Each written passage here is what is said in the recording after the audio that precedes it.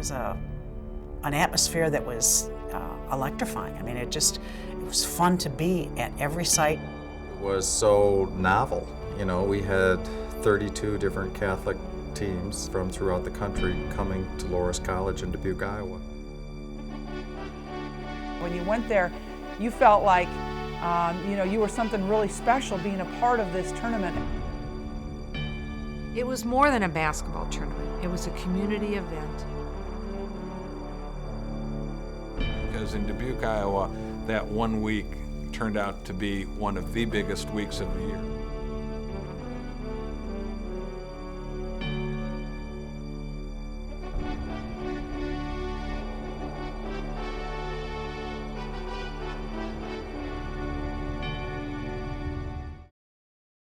Well, Kevin White, who was the director of athletics at the time, it was his dream.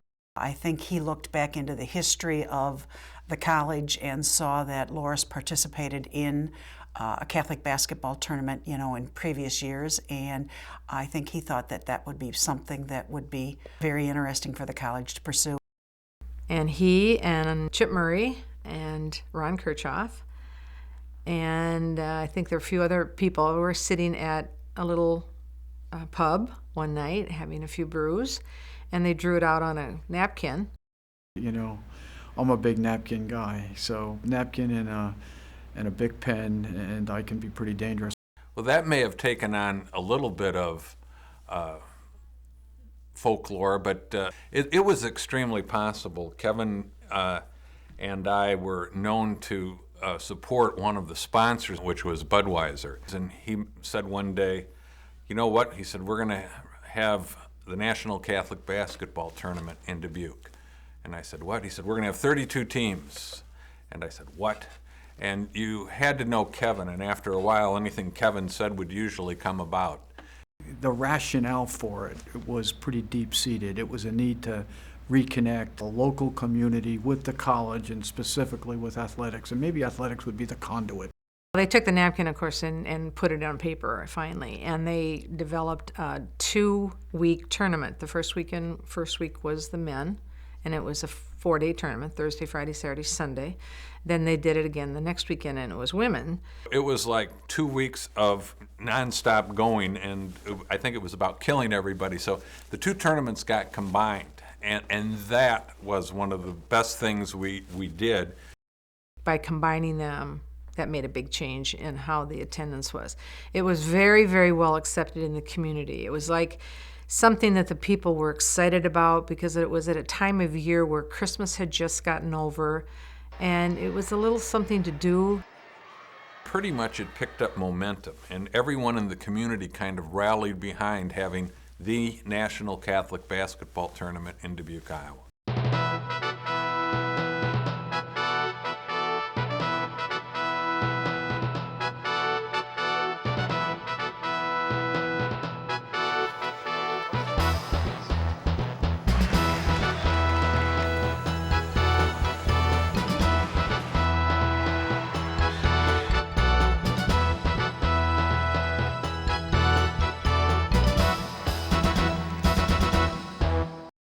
Why you would want to go to it was because everybody was there. It didn't matter whether it's students, faculty, staff, local community members, people who traveled with their teams. To have everybody from around Dubuque, it was kind of the place to be.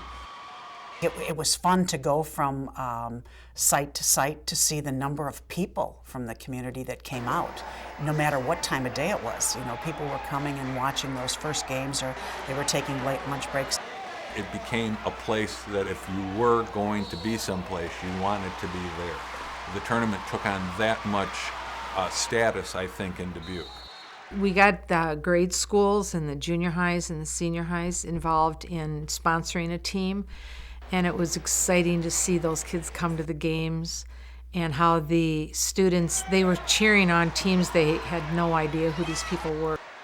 You wanted to be when there were close games, and you heard about the close game and you were at one site. You were sorry that you weren't at that site, to see that particular game finish. And it just, like I said, it was a lot of fun.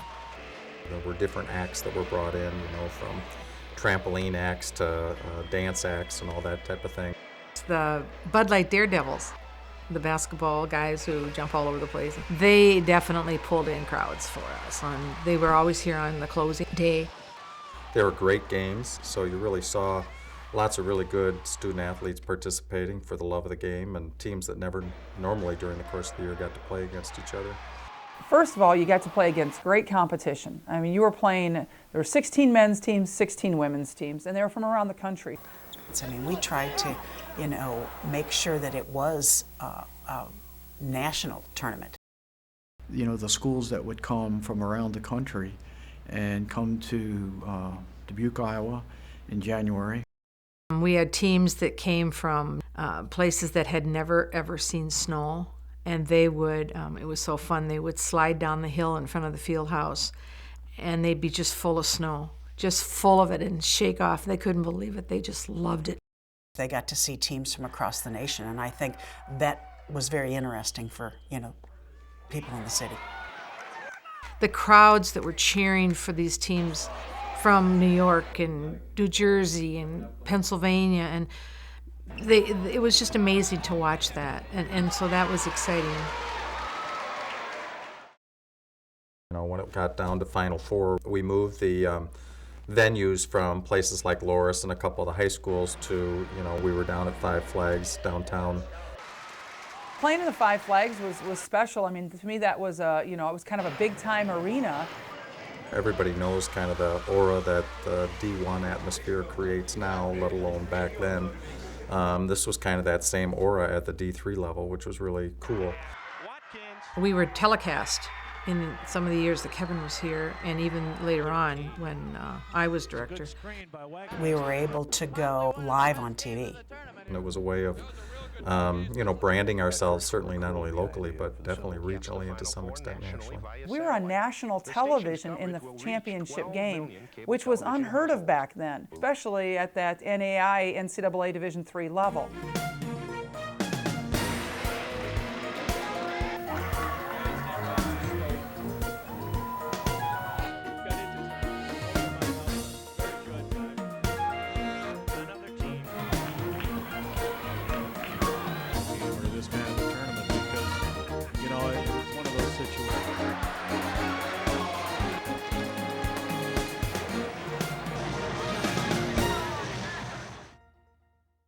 Well, Kevin had connections, first of all. He knew Dick Vitale from someplace in his former career.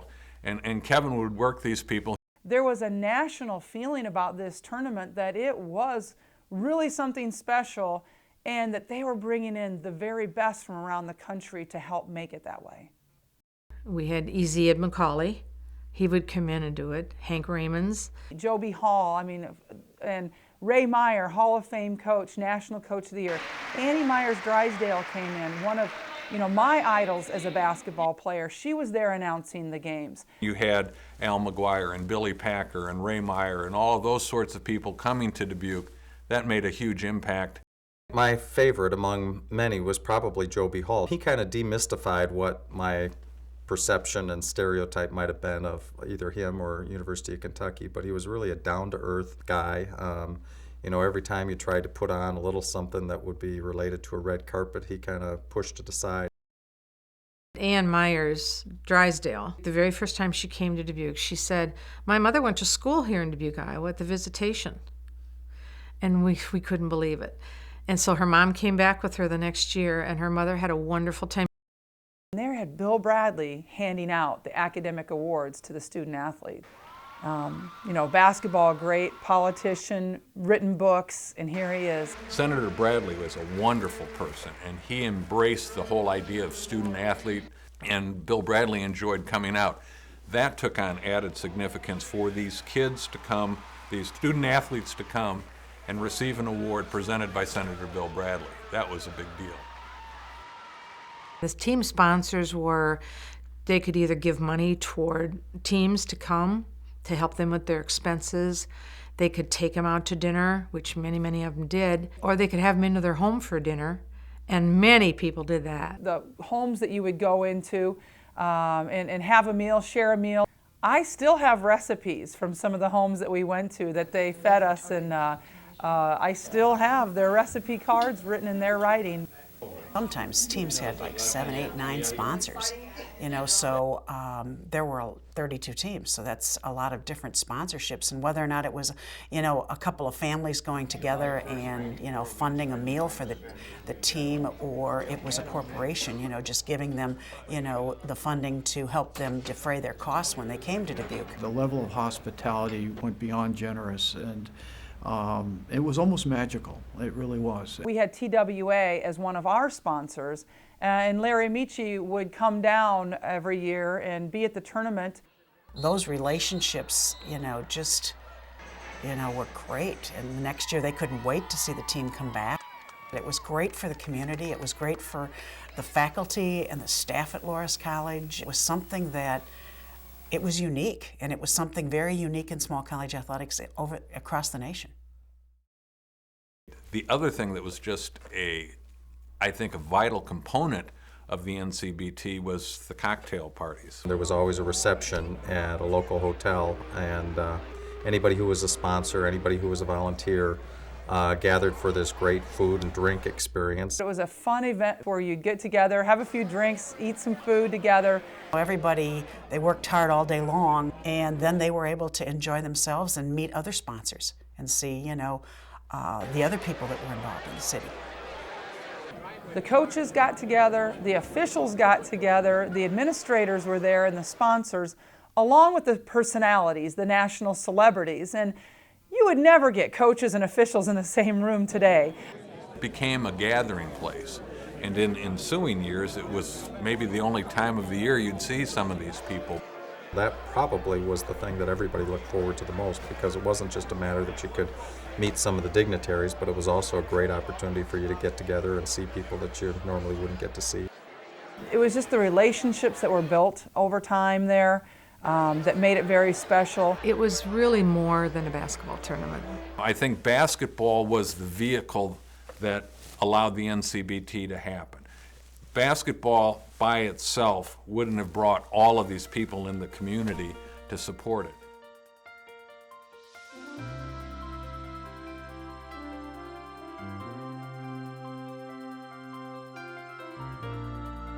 It ran a great course, and it had run it well. That last Sunday of the women's tournament, when the game was over and the lights went out, at Five Flags, it was just kind of like, oh boy, now it's over. I really didn't want it to end because I thought it was so good for Loras, but I knew in my heart that it was okay and that we had done well and we had a lot to be proud of. The people made it special. I think the Loras community made it special. The city of Dubuque made it special, and I think that was probably the best time in my career. The NCBT was fun. It was an event that everybody enjoyed. It was kind of a Disneyland in Dubuque for a period of time. It was an event where the whole community got involved. Whether you were hosting a team, whether you were sponsoring a team, whether you were coming to the event to watch. But it was an event that was community-based, and that's not always easy to pull off, and they did it with class.